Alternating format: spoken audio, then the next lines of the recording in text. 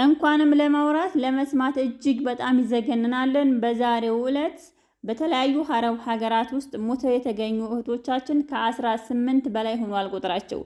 ታዲያ እህታችን ዛሬ ላይ የምትገኘው ሳውዲ አረቢያ ጂዛን የሚባል ቦታ ላይ ትገኛለች። ከመሞቷ በፊት እባካችሁ እንድረስላት።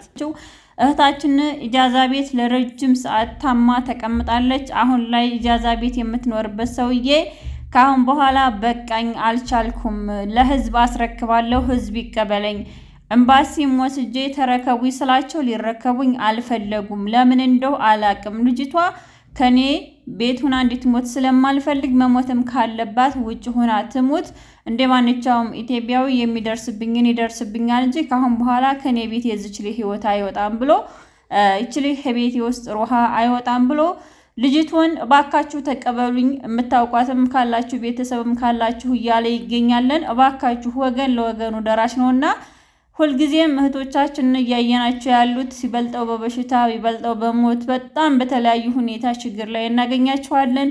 እባካችሁ ከእናንተ የሚጠበቀው በተቻለ የኢትዮጵያ ኤምባሲ አግዟት ልጅቷ ወደ ሀገር እንድትገባ በሚቻልበት መንገድ ማለት ነው። ካልተቻለ ደግሞ አሁንም ልክ ልጁ እንዳለው ለራሱ ስለሚፈልግ በአሁኑ ሰዓት እንደምታውቁት ከትላንትና ወደ አንዲት እህታችን የዛሬ ወር ሞታ ራሷን አጠፍታ በራሷ እጅ ነው የሞተችው። ሽንት ቤት ውስጥ እንደዚህ አድርጋ ተባለ።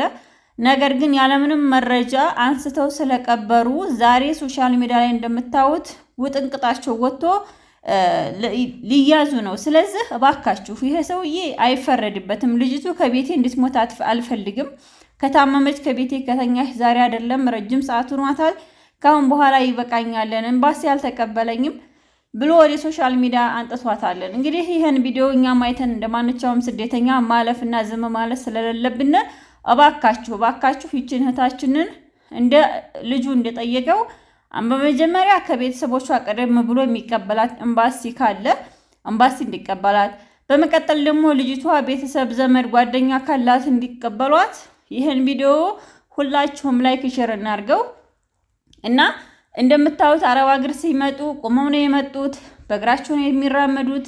ሀሳባቸውን ሰንቀው ህልማቸውን አስበው ተስፋቸውን ሰንቀው ወደ አረብ ሀገር ሲመጡ በሙሉ ጤነኝነት ነበር። ዛሬ ግን እህቶቻችን እንደምታዩት ግማሹ በንብርክክ ግማሹ ተኝቶ አልጋ ላይ ይገኛልና ይሄን ቪዲዮ ሁላችሁም ሼር ላይክ አድርጉት እባካችሁ። እኔ ለምን እንደምንጨካከን አላቅም። የሆነ ቪዲዮ ስለ እህቶቻችን ፖስት አደርጋለሁ። ምንም ጭራሽ እኔ ለኔ እይታ ፈልጌው ሳይሆን የምፈልገው ያ ነገር እህቶቻችን ላይ የደረሰው ችግር እንዲታይላቸውና እህቶቻችን ካሉበት ሁኔታ እንዲወጡ ስለምፈልግ ነውና እባካችሁ እውነት እባካችሁ። እኔ አሁን ላይ እየተውኩ ነው እንደዚህ አይነት ቪዲዮ መስራቴን፣ ግን ሳይ ደግሞ አንዳንድ እህቶች እንደ ሚዲያ ተጠቃሚነቴ መተው ሼር ሲያደርጉልኝ እፖስታለሁ። ማለት እኔ ዝም የምልበትን ብዙን ሰዓት እኔ ቻናል እያለኝ ዝም ያልኳቸው ይመስላችኋል? ነው አይደለም። እይታ ስለሌለው ተስፋ ስለሚያስቆርጥ በራሴ አይዲያ ቢመጣ የራሴን ስራ በሰራ ስለሚያዋጣኝ ነውና እባካችሁ እውነት አትለፏት፣ አይታችሁ ዝም አትበሏት። ስለዚህ ልጅቷ ዛሬ ያለችበት ካሁን በፊት አንዲት እህታችን በዚህ ሁኔታ ሳውዲ አረቢያ ላይ ጎዳና ላይ ወርቃ ስታለቅስ እባካችሁ ድረሱልኝ ስትል እንባዋን ስታፈስ ሁላችንም ድምጽ ስንሆን የሰማም ሰምቶ ያልሰማም ዝም ብሎ አልፎ ነበር። ነገር ግን ያቺ ልጅ እንደጠየቀችንም ህይወቷ አለፈ። ሰውም ሳይደርስላት የሰውም ግዳፍ ሳታገኝ የሰው እርዳታ ሳታገኝ ሕክምና ሳታገኝ እንዳለችውም ህመሟ በርትቶ ህይወቷ አለፈ። ህይወቷ አልፎ ዛሬ ሶሻል ሚዲያ ላይ ሁሉም በሚያለቅስ ሙዚቃ እያቀናበረ ወይኔ ለምን ሰውን በቁሙ አንረዳውም? ሳይሞት ሰውን በቁሙ ለምን አናስረዳውም? ለምን ሰው ካለበት ችግር እንዲወጣ ከፈለግን እስከሚሞት ለምን እንጠብቃል? ከሞት ምንድነው የምናገኘው?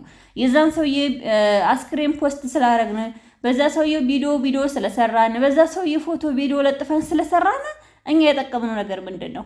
እንደውም ከሱ የምንጠቀመው እኛ ነን። አንድ ቻናላችንን ፎሎ ይደረግልና፣ ሁለት ደግሞ እኛ የምንለቀው ቪዲዮ በቃ አዛኝ እንመስላለን፣ ከሰዎች ዘንድ ተፈላጊ እንሆናል። ግን አይደለም።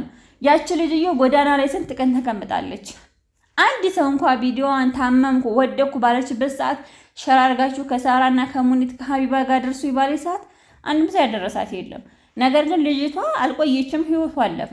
ህይወቷ እንዳለፈ ደግሞ ሁሉም እያመጣ እህቴ የኔ ከርታታ፣ እህቴ የኔ ስደተኛ፣ የስደት ውጤቱ የስደት ትርፉ እኛ መች ተረዳርተን እኛ መች ተጋግዘን ሰውን ስናግዘው ባለበት ሰዓት እንገዘው ያ ጀማ ሰው ድምጽ ስንሆነው ባለበት በችግሩ ሰዓት የታመመ ሰው ልንገራችሁ ብዙ ነገር ይጠማዋል። ገንዘብ ብቻ አይደለም የሚያስፈልገው፣ ምግብ ብቻ አይደለም የሚያስፈልገው፣ ሰው ያስፈልገዋል። የታመመ ሰው ብዙ ነገር ያስፈልገዋል። መድኃኒት ብቻ አይደለም የሚያስፈልገው፣ አይዞህ የሚል ግዳፍ የሚሆነው ሰው ያስፈልገዋል። በህመሙ ሰዓት ችግር የለም አብሽር ትድናለህ ትተርፋለህ የሚለው ሰው ያስፈልጋልና ብዙ እህቶቻችን ላይ ዛሬ አረብ ሀገር ላይ እየሞቱ እየታመሙ ብዙ ነገር እየሆኑ ይገኛሉ። ግን እኛ እያየን እንዳላየናቸው ዝም ነው የምንለው። በቃ ብዙ እህቶቻችን አረብ ሀገር ላይ ሞተዋል። ዛሬ በየሆስፒታሉ የኢትዮጵያዊ አስክሬን በጣም ብዙ አስክሬን ነው ያለው። በየሐኪም ቤቱ ኢትዮጵያዊ ታመው በየአልጋ ቤቱ ተኝተው ያሉ ናቸውና ለምንድን ነው ዝም የምንለው? አላቅም።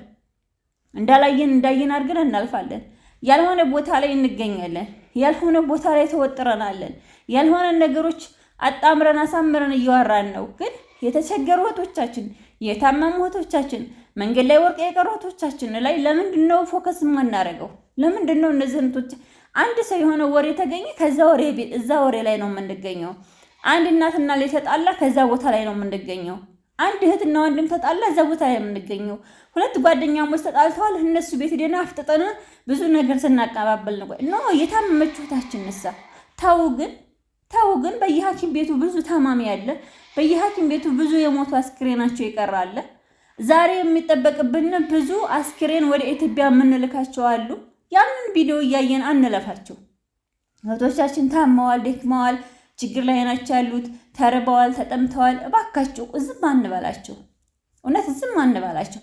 እኔና አንቺ በገዛ ስልካችን ሰውን መርዳት እየቻልን ግን እንደማንችል በቃ አቅም እንደሌለን ሰው እኔ እህቴ እስከሆነች የአገሬ ልጅ እስከሆነች ዜጋዬ እስከሆነች ሳይሆን ሰው ስለሆነች ብቻ ልናዝን ልንጨነቅላቸው ይገባል። ሰው በቃ በሰው ምክንያት ሰውን ሰው በማድረግ እና በጣም ነው የገረመኝ። እኔ ብዙ እህቶችን አይቻለሁኝ ሶሻል ሚዲያ ላይ የሚፖስተቱት ጤነኞች ሶሻል ሚዲያ ላይ የሚቃበጠው ሰውና ሰው የተጣላ ወሬና ወሬ ከዛ ከዚህ የሚደረግ ለምንድን ነው ታዲያ? የሚሞቱ እህቶቻችንን መሞታቸውን ድምጽ ማን ሆነላቸው?